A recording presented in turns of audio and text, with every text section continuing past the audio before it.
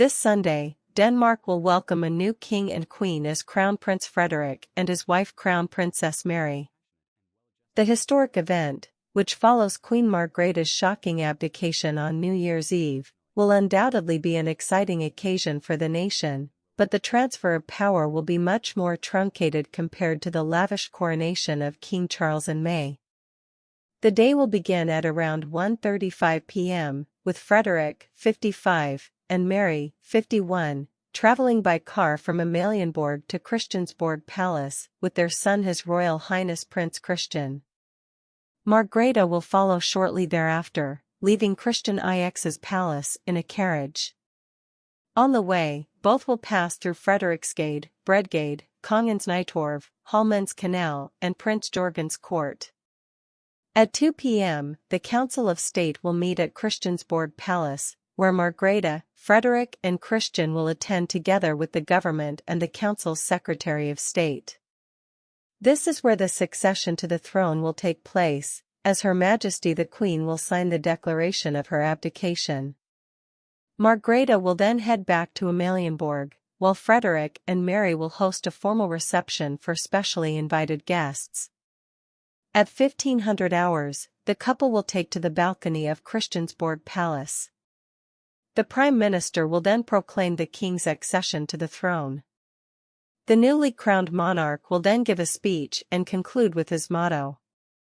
This will be followed by an honorary gun salute from the Sixtus Battery, a heritage site in Holmen, Copenhagen, after which the royal standard will be lowered at Christian IX's palace, Margrethe's home, and raised again at Frederick VIII's palace, where the new king and queen are based.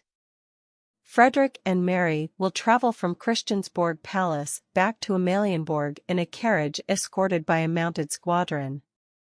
At 1700 hours, there will also be a transfer of royal flowers from Christian IX's palace to Frederick VIII's palace. It has become known that Frederick's younger brother will attend the event alone to support his sibling.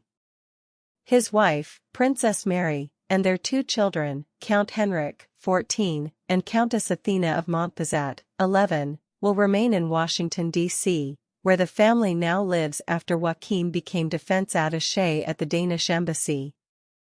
A palace spokesman said, "Prince Joachim will be there, but the children are at school, there is no particular reason for this," before adding that Queen Margrethe's youngest son Queen Margrethe will leave Denmark the next day to return to his home in the United States. Tensions first arose in the royal house of Denmark after the monarch decided to strip her 4 grandchildren of their Royal Highness titles in 2022. She later apologized for the timing of the announcement but supported the move. In the days that followed, Joachim spoke out against his mother's decision, claiming that 2 of his children, Count Nicholas, 24, and Felix, 21, born from his first marriage to Alexandra, Countess of Frederiksborg, as well as Henrik and Athena, had suffered in the process. A few months later, the 6th in line to the throne admitted that there was a lack of communication within the royal family ahead of the shocking announcement. Joachim told a local news outlet, "We still have a lot to work on. There was a lack of communication. Now we have met and we are on the right track." Shortly after his children were stripped of their titles, Joachim said he was notified just 5 days before the news was made public. After the Queen's announcement, Joachim spoke to a Danish publication outside the Danish embassy in Paris, where he lived with his French-born wife Princess Marie and 2 younger children, and said their grandmother's decision had hurt his 4 children. "I was given 5 days' notice to inform them. I was presented with a plan in May, which basically was that it would happen when each of the children turned 25. Now I only had 5 days to tell them." Athena turns 11 in January, he explained at the time. In a conversation with Joachim and his second wife Maria also admitted that their relationship with Prince Frederick and Princess Mary is complicated.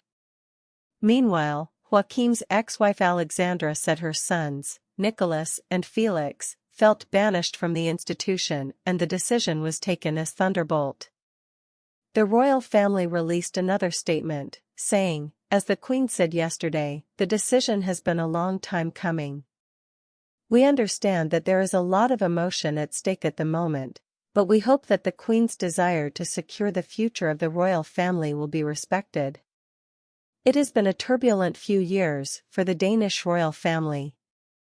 Margaret's departure comes 2 months after photos emerged of Crown Prince Frederick enjoying an evening out with Mexican socialite Genevieve Casanova in Madrid in October.